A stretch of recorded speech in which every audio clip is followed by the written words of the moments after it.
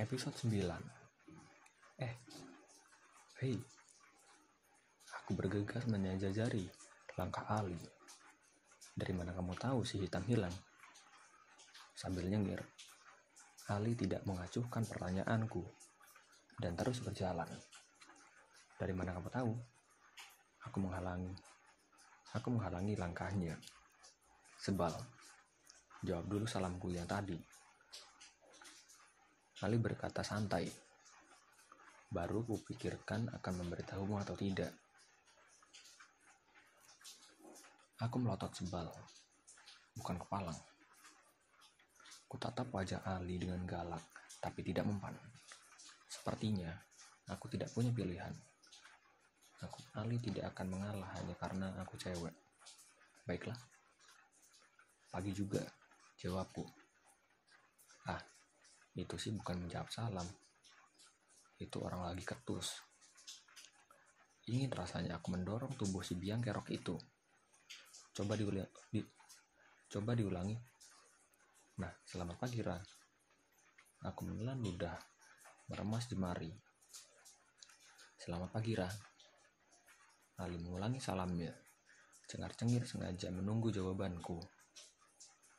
Selamat pagi, Ali. Aku benar-benar kalah. Masih belum pasrah. Masih kayak orang kebelet ke toilet. Ali tertawa. Aku hampir mendorong badannya. Jengkel. Selamat pagi, Ra. Ali mengulang salamnya sambil menahan tawa. Selamat pagi, Ali. Kali ini aku menjawab sungguh-sungguh.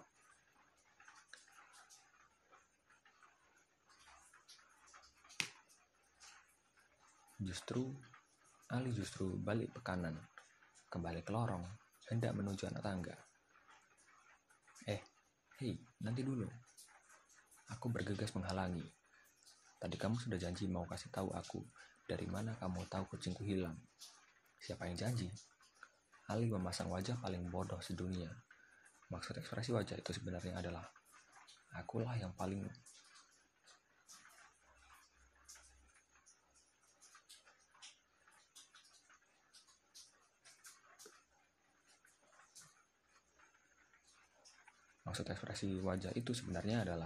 akulah orang yang paling bodoh sedunia karena tidak mengerti kalimatnya.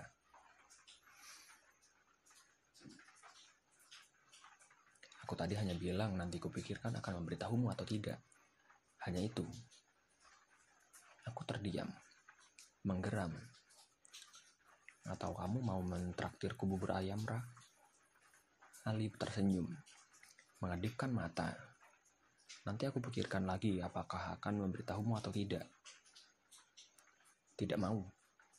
Sembalku nyaris diubun-ubun. Atau kamu jawab dulu pertanyaanku kemarin. Kamu sungguh bisa menghilangkan? Nanti akan kuberitahu apapun pertanyaanmu. Bahkan termasuk misalnya, apakah Miss Keriting itu rambutnya benar-benar keriting atau hanya wig? Aku berpikir sejenak, lantas menghembuskan napas, berusaha mengempiskan rasa jengkel. Urusan ini sama seperti yang ku bilang pada Sally. Percuma, tidak pantas ditanggapi. Semakin ditanggapi, Ali malah semakin senang. Dan dia semakin punya amunisi. Aku mencekat dahi, memutuskan langkah meninggalkan Ali. Hei, Ra, kok kamu malah pergi? Ali mengangkat bahu bingung. Aku masuk ke dalam kelas, tidak menoleh. Tapi Ali sudah menyusulku. Kita ngobrol di kantin yuk, mumpung sepi. Nanti aku beritahu dari mana aku tahu kucingmu hilang. Di sana tidak akan ada yang menguping pembicaraan kita tentang hilang-menghilang itu. Ali berusaha membujuk. Sedikit menyesal gagal menjebakku. Atau kamu mau tahu sesuatu, misalnya, apakah si hitam itu sungguhan ada atau tidak? Aku bisa membantu. Aku sudah memutuskan tutup telinga. Melangkah menuju meja. Ali memang jenius. Serba tahu. Banyak akal. Tapi dia lupa satu hal, kejeniusan dan rasa ingin tahu. Itulah yang menunjukkan yang menjadi kelemahannya. Cepat atau lambat, karena rasa penasaran, dia akan mengalah. Dan aku akan tahu dari mana dia bisa tahu si hitam hilang. Termasuk seruannya barusan. Dasar jerawatan. Bilang saja marah. Cewek banget. Ali bergumam kesal. Menyerah. Meninggalkanku sendirian di kelas. Apa Ali bilang? Jerawatan. Kalau saja menurutkan perasaanku, sudah kutimpuk dia si birang kerok itu dengan sepatu. Sejak kapan ada yang mengatakan jerawatan? Dia itu yang seluruh sekolah juga tahu sudah berantakan rambutnya. Ketumpian pula. Matahari beranjak naik. Langit cerah, membuat cahayanya menerabas lembut melewati kisi-kisi ruangan. Sekolah mulai ramai, teman-teman sekelas satu persatu masuk, meletakkan tas. Mereka saling sapa. Suara dengung percakapan, teriakan, ada yang bermain bola di lapangan. Apa saja memenuhi sekolah. Sally tiba setengah jam kemudian, menyapaku. Pagi, Ra. Aku tersenyum, mengangguk. Kamu tidak ketinggalan buku PR Miss Keriting lagi kan? Sally tertawa. Sambil memasukkan tas ke laci meja, aku mengangkat buku PR matematikaku. Pukul 7.15, bel bernyanyi nyaring, menghentikan seluruh keramaian. Anak-anak bergegas masuk ke kelas. Pelajaran pertama hari ini akan segera dimulai. Seperti biasa, ketukan suara Miss Keriting terdengar di lorong. Jauh sebelum dia tiba di kelas. Hari ini, dia mengenakan kemeja coklat dengan lengan panjang, celana kain berwarna senada, dan sepatu hitam, cocok dengan warna wajahnya yang penuh disiplin. Rambut keritingnya terlihat rapi. Tapi apakah itu rambut asli atau wig? Aku buru-buru mengusir pertanyaan dari dalam hati saat melihat rambut Miss Keriting. Ini pasti gara-gara Ali barusan. Semua yang keluar dari mulutnya memancing rasa penasaran. Selamat pagi anak-anak. Pagi Bu. Kami menjawab kompak. Keluarkan buku PR kalian. Itu selalu kalimat standar pemuka Miss Keriting. Dia tidak merasa perlu mengabsen kami, cukup mengabsen buku PR. Anak-anak bergegas mengeluarkan buku PR dari dalam tas. Rasa sebalku dibilang jerawatan oleh Ali akhirnya terbayar. Lihatlah, Ali lagi-lagi tidak mengerjakan PR. Tepatnya, dia mengerjakan hanya saja halaman salah.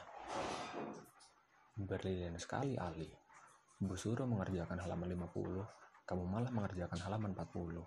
Sebagai informasi, itu PR kita minggu lalu. Makanya, lubang telingamu yang besar itu harus sering-sering dibersihkan. Teman-teman sekelas tertawa. 1-2 menepuk ujung meja. Sally mengikutku, memasang wajah senang. Yang jahat.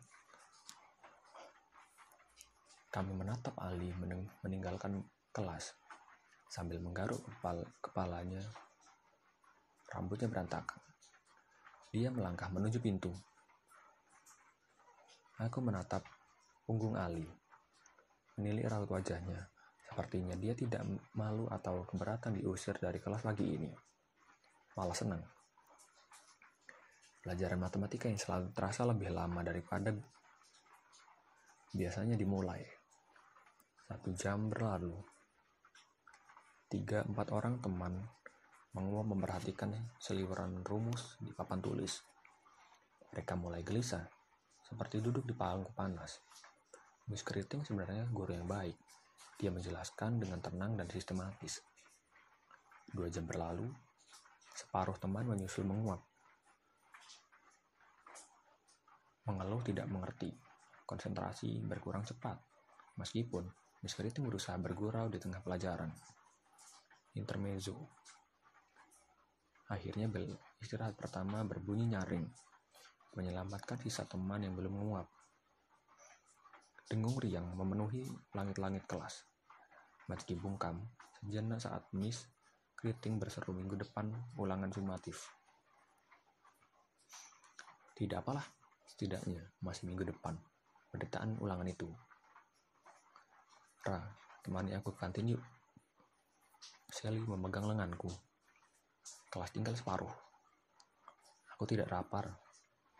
Aku menggeleng lemas. Ayolah, aku traktir makan bakso lagi. Sally mengedipkan mata. Aku nyengir lebar. Bukan soal ditraktir atau tidak. Aku lagi malas kemana-mana. Lebih suka duduk di kelas. Tapi, Sally berhasil membujukku. Kelas dengan segera kosong. Teman-teman memilih melemaskan badan di luar kelas setelah sebagian menatap rumus matematika. Menyisakan satu anak di kelas, dan itu adalah Ali. Dia justru melangkah masuk ke kelas, menepuk-nepukkan tangannya membersihkan debu. Lagi-lagi, dia seperti habis memasang sesuatu. Kayaknya Ali akan tinggal di kelas. Dia bahkan melirik mejaku. Baiklah, lebih baik aku ikut Sally ke kantin. Letak kantin ada di sebelah sekolah, di belakang sekolah. Bangunan tersendiri, persis di sebelah parkiran motor dan bangunan gardu listrik dengan tiang-tiang tinggi. Aku dan Sally berjalan cepat menuruni anak tangga. Melintasi lorong bawah, sesekali menyapa dan disapa teman yang lain. Kantin tidak seramai kemarin, tapi tetap tidak mudah memperoleh meja kosong. Jangan di sana, Ra. Sally mendadak menahan lenganku. Bukannya kita mau makan bakso? Aku menatap Sally tidak mengerti. Ada kakak kelas geng cheerleader kemarin yang kamu timpuk kepalanya. Sally menarik lenganku, berbisik cemas. Lalu ia ngacir sambil berkata, kita makan batagor saja ya. Aku tertawa. Menatap kerumunan kakak kelas itu. Tapi bisa saja mereka sudah lupa kejadian kemarin kan. Kita tetap makan bakso ya. Sally menggeleng tegas. Baiklah, aku mengikuti Sally. 5 menit menunggu, 2 piring penuh batagor terhidang. Kamu tidak sempat sarapan di rumah Sel? Aku menatap Sally yang antusias meraih sendok. Sarapan kok, selalu. Sally menyendok 2 potong batagor sekaligus. Lapar saja. Pelajaran Miss Keriting menghabiskan banyak energi, Ra. Aku tertawa. Mengangguk setuju. Kamu tahu tidak, rambut Miss Keriting itu asli keriting atau bohongan? Aku asal comot ide percakapan. 3 menit setelah diam. Karena Sally asik sekali dengan batagornya. Dahi Sally terlipat. Rambut asli kan? Memangnya wig, Ra? Aku mengangkat bahu. Aku juga bertanya. Penasaran gara-gara ucapan Ali tadi pagi. 2 gelas es jeruk dikirimkan ke meja kami. Sally berhah kepedasan. Bilang terima kasih. Kamu sekarang jerawatan ya, Ra? Sally menyelidik. Menatap jidatku sambil meneguk sepertiga isi gelasnya. Aku refleks menyentuh jidat di atas Sally. Yang ditatap Sally. Jadi ingat lagi tadi pagi diumpat Ali. Benar, ternyata di jidatku ada jerawat kecil. Aku mengangkat sendok, melihat bayangan jerawat di jidat. Aku mengeluh. Sebenarnya aku tidak jerawatan. Jerawat seperti ini selalu muncul kalau aku lagi banyak pikiran. Sepertinya memikirkan kejadian si hitam hilang dan masalah kantor papa semalam. Sukses membuatku berjerawat.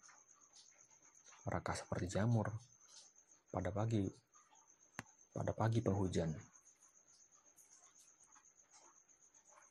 Itu bakal jadi jerawat besar loh, Ra. Aku memegang-megang jerawatku. Memang terasa besar. Sally menepis tanganku. Jangan dipegang, Ra. Nanti tambah besar. Apalagi kalau kamu pencet-pencet. Nanti bisa pecah dan beranak pinak. Jadi tambah banyak. Horor, Ra. Wajah Sally serius sekali. Seperti wajah dokter spesialis kulit dan kecantikan para boyband Korea yang digemarinya. Aku melotot. Bukannya menghibur teman yang jerawatan, Sally malah menakut-nakutiku.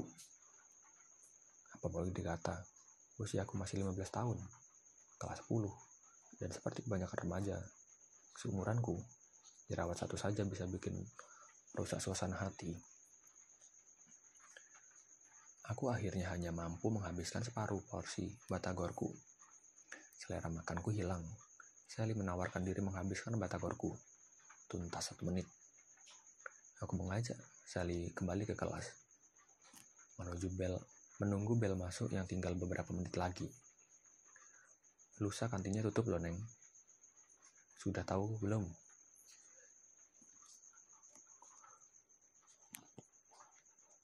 Mamang Batagor basa-basi mengajak bicara sambil mencari uang kembalian dari sakunya.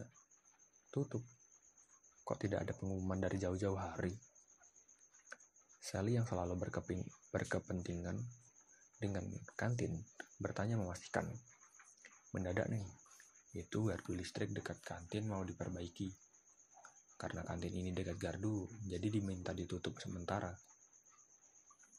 Tadi baru saja petugas PLN-nya bilang, cuma tutup sehari kok. Gak ada kembaliannya nih, Neng. Gimana? Ya sudah, sekalian buat bayar mamang bakso. Kemarin saya beli 2 mangkuk. Tolong bayarkan ya. Sama es jeruknya ya. Sama es jeruknya juga. Sally gesit, punya ide lain. Melirik meja dekat gerobak bakso yang masih diisi geng cheerleader. Memang Batagor mengangguk. Sudah terbiasa dengan pola pembayaran canggih seperti ini di kantin. Sisa pelajaran hari ini lebih santai. Teman-teman lebih banyak.